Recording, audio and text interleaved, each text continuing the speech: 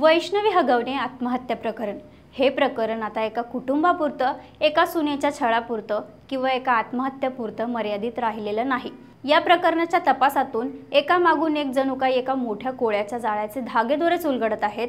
एक असं जाळं ज्यात सत्ता आहे, पैसा आहे, गुन्हेगारी आहे आणि सर्वात धक्कादायक म्हणजे कायद्याची वर्दी घालून कायद्याचाच गैरवापर करणारे काही अधिकारी आहेत। आधी हगवणे कुटुंब, मग त्यांचे नातेवाईक आणि वरिष्ठ पोलीस अधिकारी जालिंदर सुपेकर यांच्यावर 300 कोटींपासून ते 550 कोटी रुपयांपर्यंतच्या मागणीचे गंभीर आरोप झाले।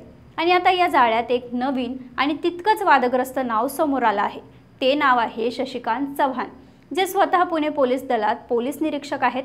आणि त्यांचं कनेक्शन काय, तर ते आहेत जालिंदर सुपेकर यांचे सख्खे मेहुणे। आरोप आहे की या साध्या पोलीस निरीक्षकाकडे शशिकांत चव्हाण यांच्याकडे शेकडो कोटी रुपयांची बेहिशोबी मालमत्ता आहे। इतकंच नाही तर त्यांच्यावर गंभीर गुन्हे दाखल आहेत आणि ते जामिनावर बाहेर असतानाही त्यांना प्रमोशन मिळालं आहे। कोण आहे हा पोलीस निरीक्षक? एका PI कडे इतकी संपत्ती आली कुठून? आणि या प्रकरणाचं सुपेकर आणि हगवणे कुटुंबाच्या मुजोरीशी नेमकं काय कनेक्शन आहे? आणि शिवसेना नेत्या सुषमा अंधारे यांनी कोणत्या गोष्टी उघड केल्यात, जाणून घेऊया या व्हिडिओच्या माध्यमातून। नमस्कार, मी बबिता आणि तुम्ही पाहताय थोडक्यात। शिवसेनेच्या नेत्या सुषमा अंधारे यांनी काही सामाजिक कार्यकर्त्यांसोबत मिळून राज्याच्या गृहमंत्र्यांकडे या प्रकरणाच्या सखोल चौकशीची मागणी केली आहे। त्यांनी केवळ हवेत आरोप केलेले नाहीत, तर आरोपांसोबतच संबंधित FIRच्या कॉपी, मालमत्तेचे दस्तऐवज आणि बातम्यांचे संदर्भही जोडले आहेत। त्यांनी या प्रकरणातील नात्यांचं गणित अत्यंत स्पष्टपणे मांडलं आहे। त्या म्हणतात, शशिकांत चव्हाण यांची बहीण ही जालिंदर सुपेकर यांची पत्नी आहे आणि सुपेकर हे वैष्णवीची सासू लता हगवणे यांचे नातेवाईक आहेत। हे एक असं नात्यांचं जाळं आहे ज्यामुळे आरोपींना एकमेकांना वाचवण्यासाठी आणि कायद्याला धाब्यावर बसवण्यासाठी मदत मिळते, असा त्यांचा आरोप आहे। वैष्णवीच्या चारित्र्यावर शिंतोडे उडवण्याची हिंमत हगवणे कुटुंबाला पैसा, राजकीय वरदहस्त आणि आपले नातलग मोठ्या पदावर असण्यामुळेच येते। हे कनेक्शन या प्रकरणाला एक अत्यंत गंभीर वळण देतं। सुषमा अंधारे यांनी केलेला सर्वात मोठा आणि धक्कादायक आरोप आहे तो म्हणजे शशिकांत चव्हाण यांच्या बेहिशोबी मालमत्तेचा। एका पोलीस निरीक्षकाकडे शेकडो कोटींची संपत्ती कुठून येते, हा त्यांचा थेट सवाल आहे। त्यांनी दावा केला आहे की शशिकांत चव्हाण, त्यांचे वडील भरत चव्हाण आणि त्यांच्या पत्नीच्या नावे मिळून रावेत, खारघर, कोरेगाव पार्क यासारख्या महागड्या ठिकाणी जागा, घरकुलांचे मोठे प्रोजेक्ट्स आणि अनेक फ्लॅट्स आहेत। यावर त्यांनी प्रश्न उपस्थित केला आहे की एका PI कडे शेकडो कोटींची संपत्ती आली कुठून? या संपत्तीचा स्रोत काय? त्यांनी मागणी केली आहे की EDने या संपत्तीची सखोल चौकशी करावी। याला जोडून त्यांनी एक खुलासा केलाय। त्या म्हणाल्या की शशिकांत चव्हाण हे बिल्डरकीचा म्हणजेच बांधकाम व्यवसायात होते आणि त्यांनी याची माहिती पोलीस खात्याला दिली नव्हती। सरकारी नोकरीत असताना, विशेषतः पोलीस दलासारख्या संवेदनशील विभागात काम करताना दुसरा व्यवसाय करण्याची माहिती खात्याला देणं हे बंधनकारक असतं। ही माहिती लपवणं हा सुद्धा एक गंभीर गैरप्रकार आहे। आणि मग सुषमा अंधारे यांनी तो कळीचा प्रश्न विचारला जो या प्रकरणाला थेट जालिंदर सुपेकर यांच्या कथित भ्रष्टाचाराशी जोडतो। त्या विचारतात, ही प्रॉपर्टी खरंच शशिकांत चव्हाण यांची आहे का, की ती जालिंदर सुपेकर यांची आहे, की या दोघांची भागीदारीत आहे? हा प्रश्न अत्यंत गंभीर आहे। याचा अर्थ जालिंदर सुपेकर यांनी कथितरित्या कमावलेल्या भ्रष्टाचाराचा पैसा आपल्या मेहुण्याच्या म्हणजेच शशिकांत चव्हाण यांच्या नावावर गुंतवला आहे का?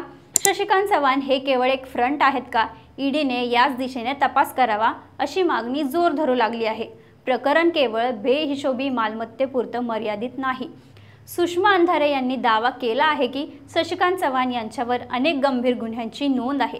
त्यांच्या FIRच्या कॉपी माझ्याकडे आहेत आणि ते सध्या जामिनावर बाहेर आहेत, असं त्या म्हणतात। आणि मग त्या व्यवस्थेवरच एक मोठं प्रश्नचिन्ह निर्माण करतात।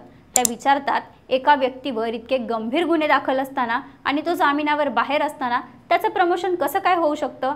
हा प्रश्न थेट पोलीस दलाच्या आणि गृह खात्याच्या कारभारावर बोट ठेवतो। गुन्हेगारी पार्श्वभूमी असलेल्या अधिकाऱ्याला बढती का दिली गेली? कोणाच्या आशीर्वादाने किंवा कोणाच्या दबावाने हा निर्णय घेतला गेला? ही एक मोठी चूक होती की मग जाणीवपूर्वक केलेलं कृत्य? या प्रश्नांची उत्तर मिळणं गरजेचं आहे। आता या सगळ्या प्रकरणाला पुन्हा एकदा वैष्णवी हगवणे प्रकरणाशी जोडूया। सुषमा अंधारे यांच्या मते हगवणे कुटुंबाची मुजोरी, त्यांचा निर्ढावलेपणा आणि मृत्यूनंतरही वैष्णवीच्या चारित्र्यावर शिंतोडे उडवण्याचं त्यांचं धाडस हे याच नेटवर्कमधून येतं। जेव्हा तुमचे नातेवाईक पोलीस दलात मोठ्या पदांवर असतात, जेव्हा तुमच्याकडे पैशांची आणि राजकीय वरदहस्ताची ताकद असते, तेव्हा तुम्हाला कायद्याची भीती वाटत नाही आणि कदाचित याचमुळे हगवणे कुटुंबाला वाटत असावं की ते काहीही करून सुटू शकतात। शशिकांत चव्हाण, जालिंदर सुपेकर आणि हगवणे कुटुंब हे एक असं त्रिकूट आहे ज्याच्या भोवती आता सत्ता, पैसा, कथित गुन्हेगारी आणि पदाच्या दुरुपयोगाचे गंभीर आरोप फिरत आहेत। एका पोलीस निरीक्षकाकडे शेकडो कोटींची संपत्ती कुठून येते, गंभीर गुन्हे दाखल असताना आणि जामिनावर बाहेर असताना त्याला बढती कशी मिळते आणि या सगळ्या संपत्तीचे धागेदोरे, त्याचे मेहुणे वादग्रस्त IPS अधिकारी जालिंदर सुपेकर यांच्यापर्यंत पोहोचतात का? सुषमा अंधारे यांनी जे प्रश्न उपस्थित केले आहेत, जे पुरावे समोर आणण्याचा दावा केला आहे, ते केवळ एका पोलीस अधिकाऱ्याच्या मालमत्तेपुरतं मर्यादित नाहीत। ते संपूर्ण व्यवस्थेतील भ्रष्टाचारावर, लागेबंध्यांच्या राजकारणावर आणि रक्षक भक्षक बनण्याच्या भयावह वास्तवावर बोट ठेवणारे आहेत। आता राज्याचे गृहमंत्री आणि ED या प्रकरणाची दखल घेणार का? या वर्दीतील बिल्डरचा आणि त्यांच्या नातेवाईकांच्या संपत्तीची सखोल चौकशी होणार का? आणि सर्वात महत्त्वाचं म्हणजे वैष्णवी हगवणे प्रकरणात आरोपींना मिळत असलेल्या या कथित संरक्षणाची ही भ्रष्ट साखळी खरंच तुटणार का? या प्रश्नांच्या उत्तरातच खरा न्याय दडलेला आहे आणि तो मिळवण्यासाठी अशा प्रकरणांचा शेवटपर्यंत पाठपुरावा करणं एक समाज म्हणून आपली जबाबदारी आहे। तुम्हाला संपूर्ण प्रकरणावर काय वाटतं आम्हाला कमेंट करून नक्की सांगा आणि अशाच महत्त्वाच्या व्हिडिओंसाठी थोडक्यातला फॉलो आणि सबस्क्राईब करायला विसरू नका।